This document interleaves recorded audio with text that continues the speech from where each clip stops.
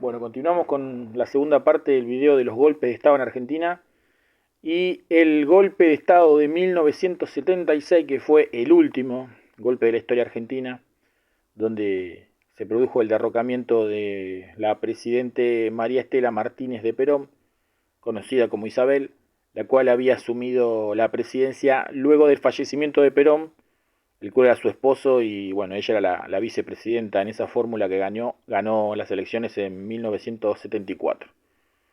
En ese gobierno de la Junta Militar, en el año 76, asumió Videla, Macera y Agosti, que eran los jefes de las tres fuerzas del ejército argentino, aviación y marina.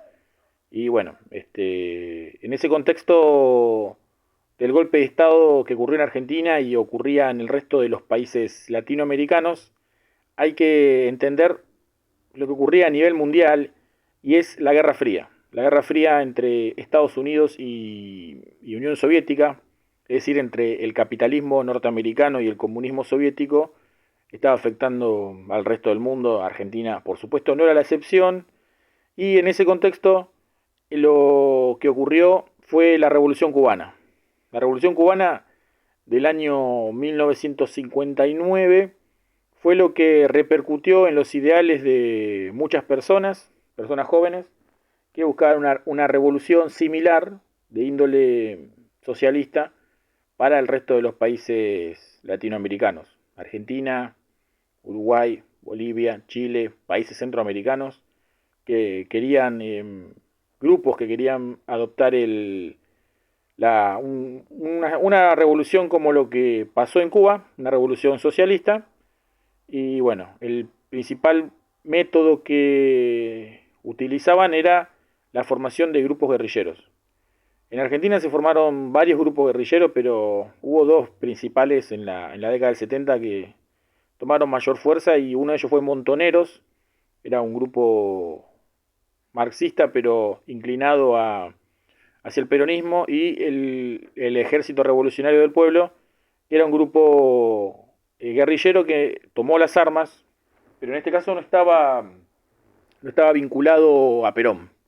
Era un grupo puramente marxista, izquierdista, y bueno, era un grupo que no estaba vinculado con Montoneros, eran grupos separados. Pero bueno, las acciones fueron similares. Lo que ocurrió, el primer momento donde se empieza a conocer la actividad de la guerrilla, fue con el secuestro del expresidente Aramburu, que había sido parte del golpe militar que derrocó a Perón en el año 1955. Y bueno, acá vienen estos apellidos: Norma Rostito, Firmenich y Abal Medina. Eran guerrilleros montoneros que eran buscados por la policía y por las autoridades por la muerte de Aramburu, ¿no? Y bueno, en este momento del exilio de Perón, como sabemos, Perón había sido proscripto y estaba exiliado. Estuvo en varios países, pero bueno, en España pasó la mayor parte, y ahí fue cuando comenzó a establecer vínculos con grupos guerrilleros, especialmente con montoneros, que comenzaron a identificarse con él. Y bueno, él era lo que ellos decían como la patria socialista, ¿no? La izquierda y la derecha peronista era lo que, bueno, fueron los grupos antagónicos que comenzaron a enfrentarse en esta época, básicamente, y se puede decir que se produjo una guerra civil entre ambos grupos. La izquierda liderada por montoneros y la derecha peronista por grupos sindicalistas, y bueno, luego terminaron siendo organizaciones parapoliciales que luchaban contra el comunismo en Argentina. Se comenzaron a ver asesinatos en de los distintos bandos. El asesinato acá en la noticia es de Bandor, que era un sindicalista peronista, producido por la izquierda peronista. Eso comenzó a aumentar las tensiones. Bueno, el 1 de mayo del año 1974, Perón, en su discurso, se manifestó en contra de Montoneros y a favor del grupo de la derecha peronista. Y bueno, los tildó de imberbes a los que estaban en la Plaza de Mayo, también dijo esos estúpidos que gritan, manifestando total desacuerdo con Montoneros, que estaba en la Plaza de Mayo y que en ese momento se retiró del lugar y posteriormente pasó a la clandestinidad en los años siguientes. Siguieron con las acciones guerrilleras, con, bueno, los atentados y demás cosas que ocurrían en ese momento, que aumentaban cada vez más la violencia en el país. Acá hay una noticia de una bomba que ocurrió en una casa que mató una niña de 3 años por parte de los grupos guerrilleros. Por supuesto, el sensacionalismo y el amarillismo de los medios de comunicación, como siempre. Una víctima inocente, dicen, bueno, como siempre, los medios de comunicación, por supuesto, es a lo que se dedican, pero bueno, acá tiene la noticia. Perón ya estaba totalmente en contra de la acción de los grupos guerrilleros extremistas, le decían los medios de comunicación a las guerrillas. Perón ya estaba en contra de ellos, de Montoneros, que en un principio tuvieron una especie de alianza con Perón. Perón luego, digamos que le soltó la mano de alguna forma. Ellos pasaron a la clandestinidad, continuaron los asesinatos, los atentados.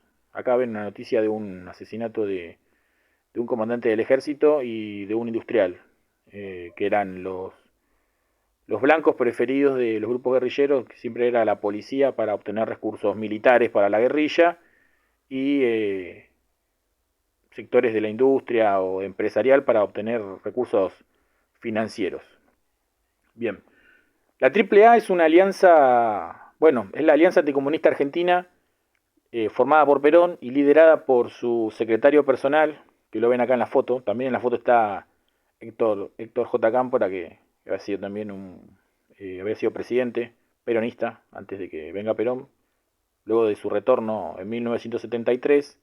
Y bueno, López Rega, el que ven del lado derecho, es el líder de la AAA y secretario de Perón. Así que ahí se nota y se puede apreciar el deseo de Perón de terminar con las ideas socialistas, comunistas. Y en esta foto pueden ver a Perón, Isabel, que era su mujer, y López Rega, que era el secretario personal de Perón, como les decía, jefe de la AAA y también al que se le adjudicaba cierto tipo de vínculo sentimental y muy cercano con su esposa, con Isabel Perón. Muy pronto, bueno, muy cerca de este momento, del 1 de mayo, 2 meses después, falleció Perón, en julio. Perón ya estaba bastante mayor y tenía 78 años. Entonces, en este momento, cuando fallece Perón, digamos que se produce una cefalía en el movimiento peronista, porque ya no estaba más el líder con el que se identificaba el movimiento de tantos años, de su comienzo a principios de la década del 40. Y bueno, acá ven una manifestación multitudinaria siguiendo el féretro donde estaba Perón. Así que bueno, lo siguiente que ocurrió es que Isabel quedó como presidente, porque era, bueno, como corresponde, la vicepresidente en caso de fallecimiento del presidente, es la vicepresidente la que asume el poder ejecutivo. Y bueno, en esta foto, las dos personas que ven, uno es Videla y Macera, que fueron los que luego perpetraron el golpe de Estado, y en este caso todavía no estaban en el gobierno, por supuesto. Pero ¿por qué está esta foto?